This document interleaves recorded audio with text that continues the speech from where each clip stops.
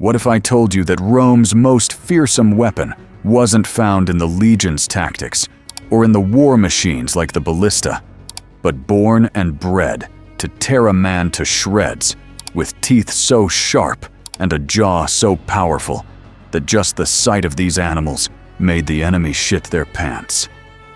Today, we're diving into the incredible story of the Canis pugnax, Rome's legendary war dogs that struck terror into the hearts of Roman enemies. But here's the question that will make your bowels rumble with terror. How did these ancient canine warriors become so ferocious that even Rome's enemies would rather face an entire legion than encounter a pack of these four-legged, flesh-ripping, man-eating killing machines? Stick around until the end, and maybe get a fresh pair of underpants ready as well, because the answer to this question will completely change how you think about man's best friend. Believe me, you'll never look at your own pooch the same way again. The Beast Unleashed.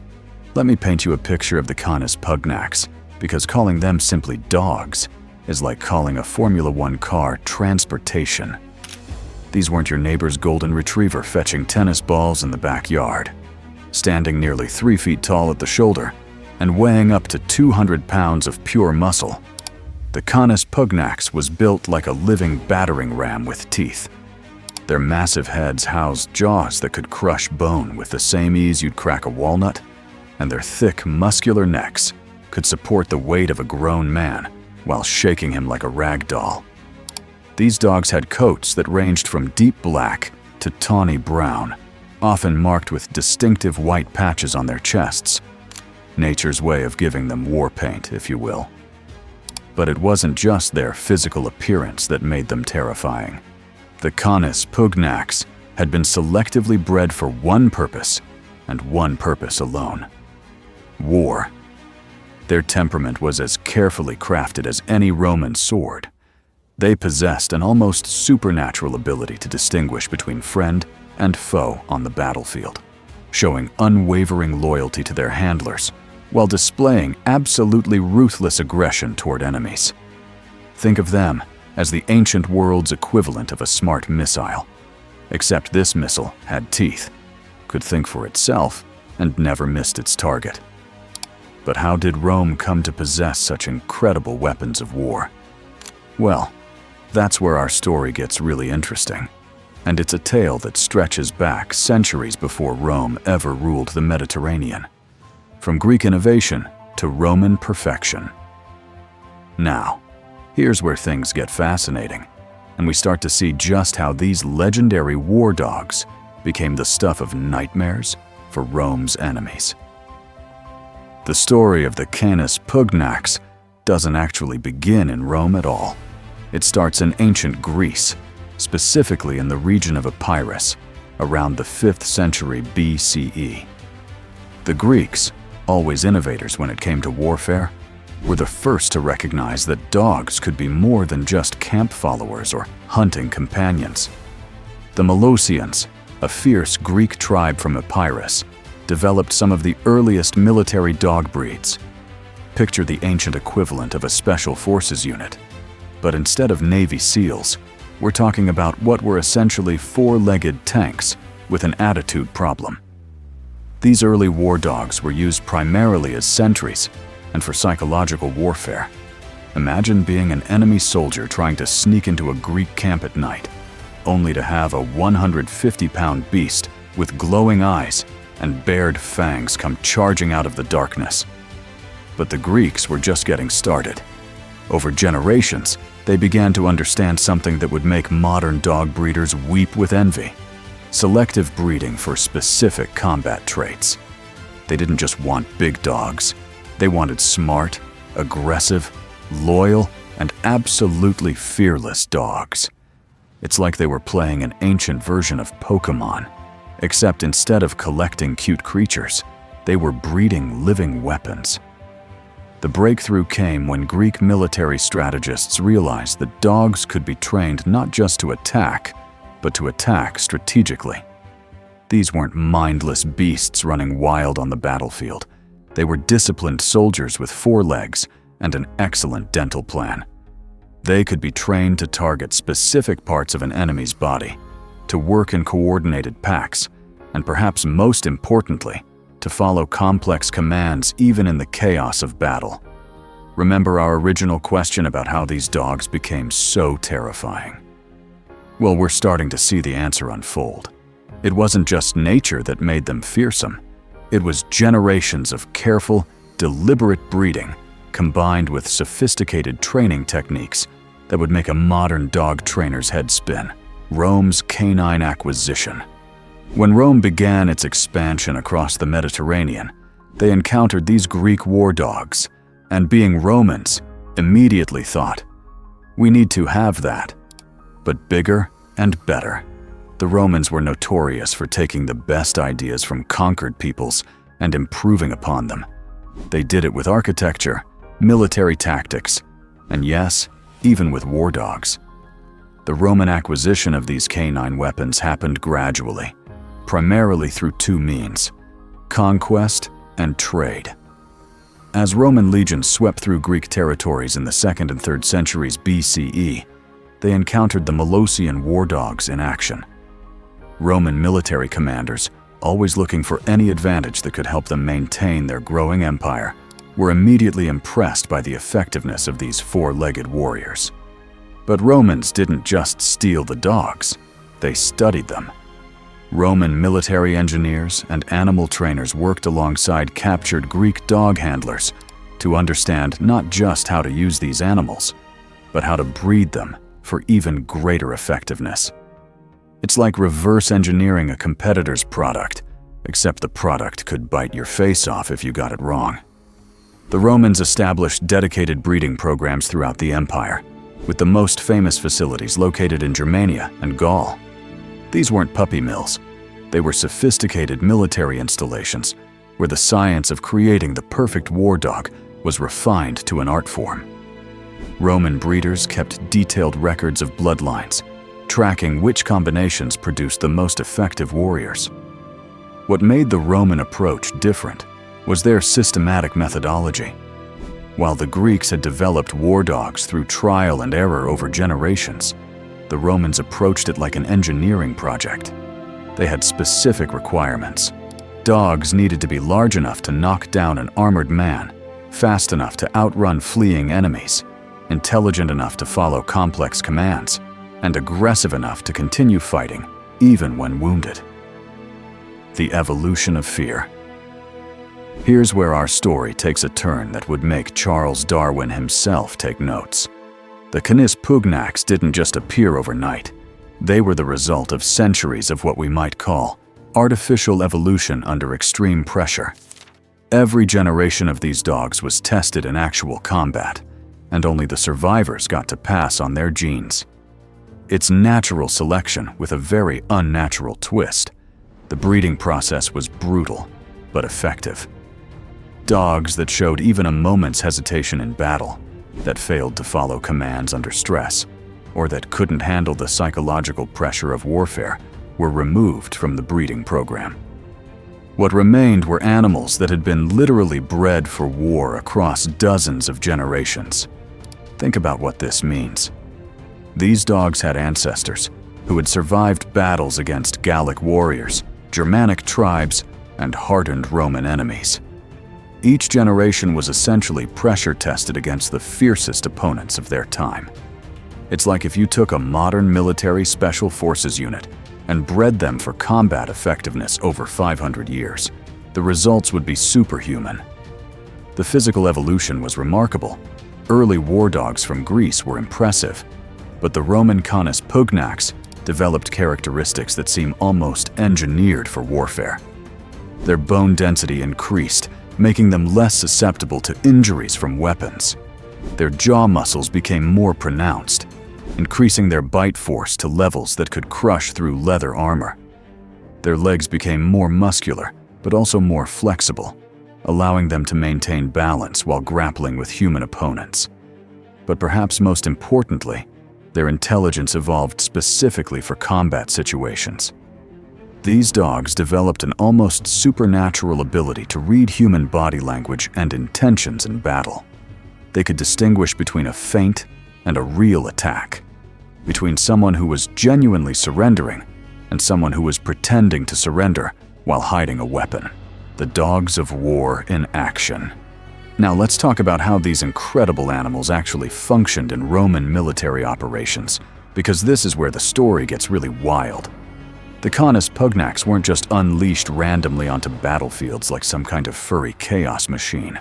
They were integrated into Roman military tactics with the same precision that Romans applied to everything else. Roman military strategists developed specific formations that incorporated war dogs. One of the most effective was called the canis wedge, where dogs would be positioned at the front of infantry advances to break enemy lines. Imagine being a barbarian warrior, psyched up for battle, when suddenly a pack of 200-pound monsters comes charging at you at 30 miles per hour. Your options are essentially run away screaming, wet yourself, or both. But the tactical applications went far beyond just shock troops. Roman war dogs were used for reconnaissance missions, capable of moving silently through enemy territory and returning with information about troop movements and fortifications. They were living, breathing surveillance systems that could operate in conditions that would challenge even the most skilled human scouts. During siege warfare, the canis pugnax proved invaluable for clearing defended positions.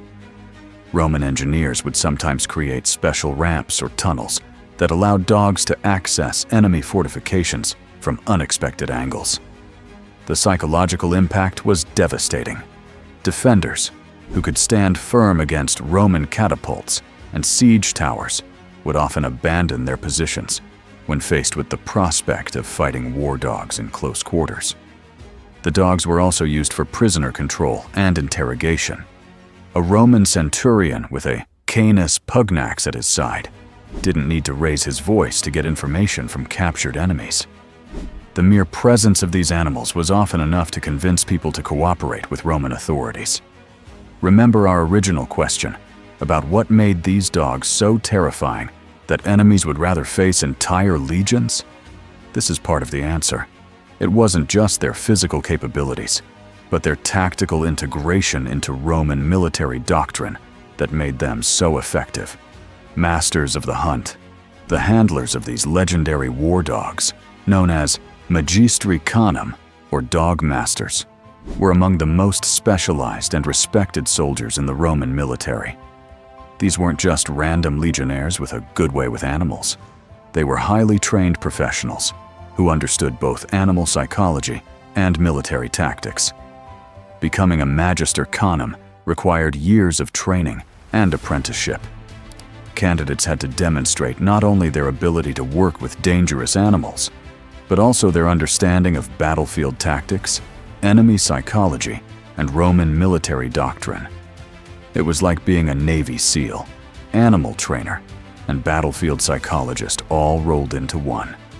These dog masters developed training techniques that were centuries ahead of their time.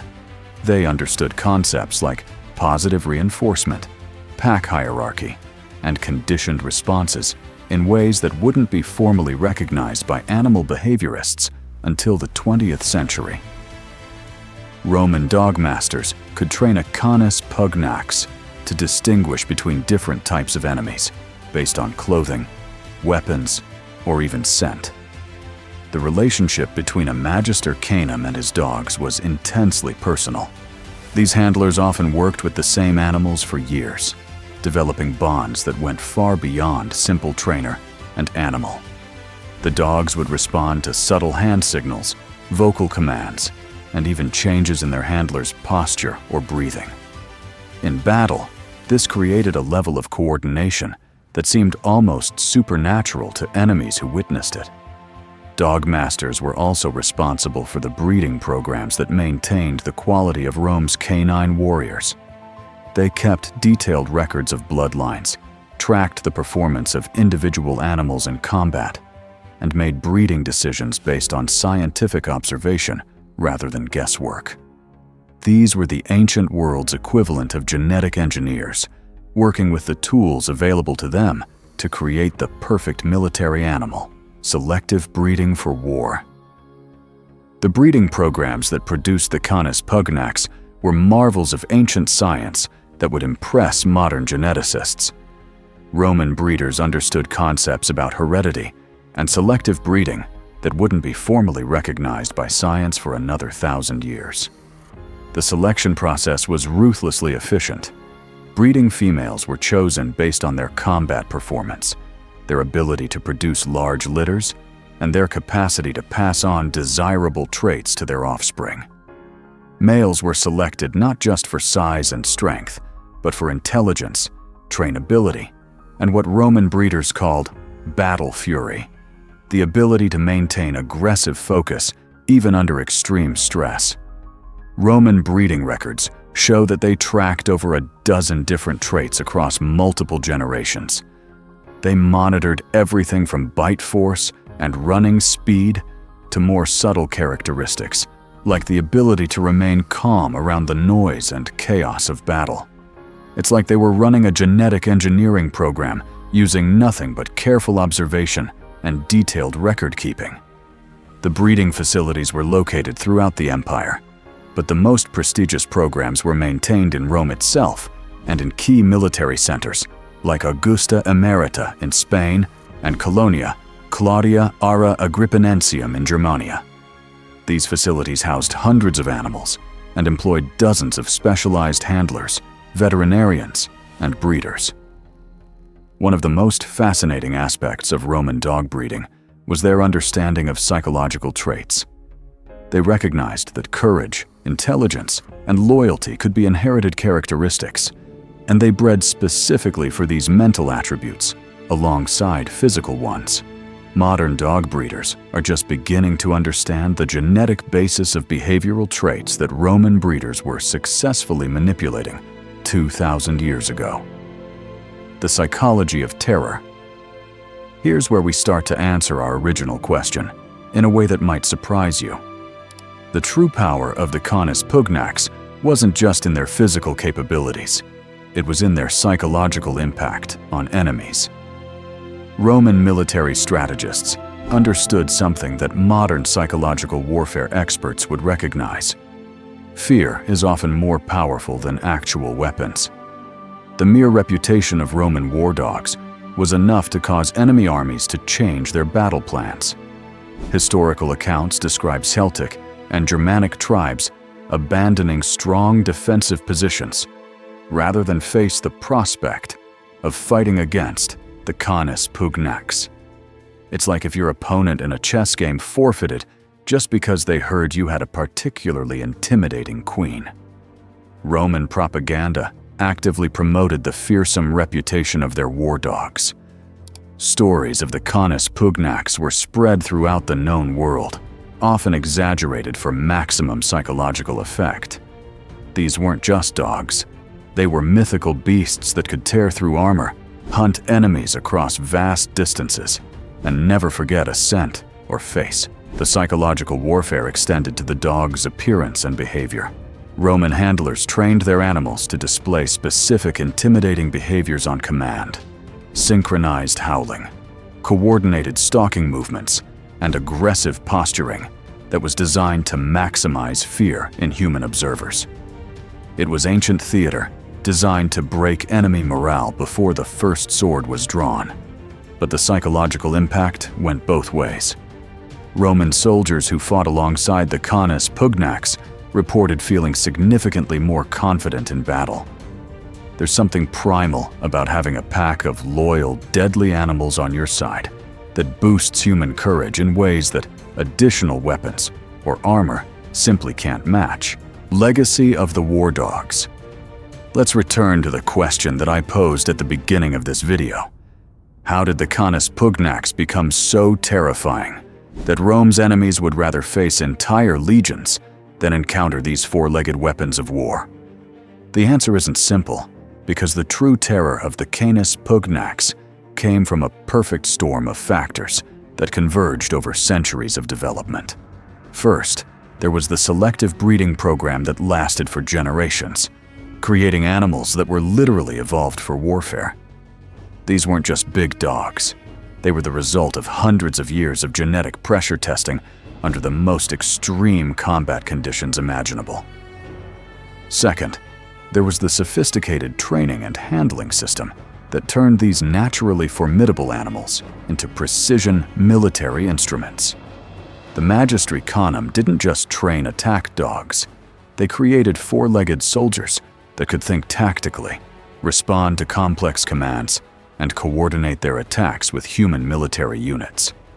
Third, and perhaps most importantly, there was the psychological warfare component. The Romans understood that the reputation and fear surrounding their war dogs could be as effective as the animals themselves. They actively cultivated and promoted the terrifying reputation of the Canis pugnax, turning them into legendary monsters that existed as much in the imagination as on the battlefield. But the final piece of the puzzle, the reason enemies would rather face human soldiers than these canine warriors, comes down to something fundamentally human. We can understand and predict human enemies. We know they get tired, they make mistakes, they can be reasoned with or bribed or intimidated. The Canis pugnax, however, were alien in their mindset.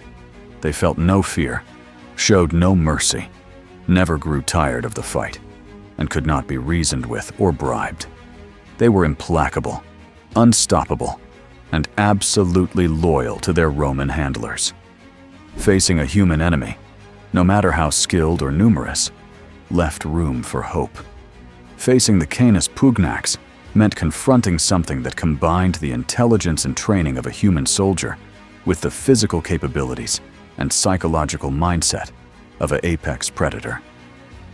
That combination, intelligence, physical power, and alien psychology, created a level of terror that human enemies simply couldn't match. The Canis pugnax weren't just Rome's fiercest weapon of war. They were living proof that sometimes the most effective weapons aren't made of bronze or steel, but of loyalty, intelligence, and centuries of selective breeding for the perfect combination of traits that could dominate any battlefield.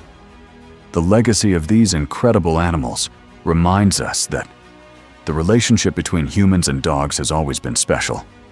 But in the case of the Canis pugnax, that relationship was forged in the crucible of war and shaped by the greatest military minds of the ancient world. They were more than man's best friend. They were Rome's secret weapon, and their story continues to influence how we think about military animals, selective breeding, and the incredible potential that exists in the partnership between humans and their four-legged companions. If you liked this video and want to learn more about secret facts and stories about ancient Roman history, then here's another video that I know you'll love. It looks at a day in the life of a Roman legionnaire, starting with where they slept, what they ate to fuel themselves throughout their day, and the tough conditions they endured while out on campaign. I promise you this, you will not need a fresh pair of underpants like you did for this video, but you will find this fascinating nonetheless. Before you do though, please like and subscribe to this channel if you haven't already. That way, you'll never miss another episode of Ancient Rome Revisited. I look forward to seeing you in the next video.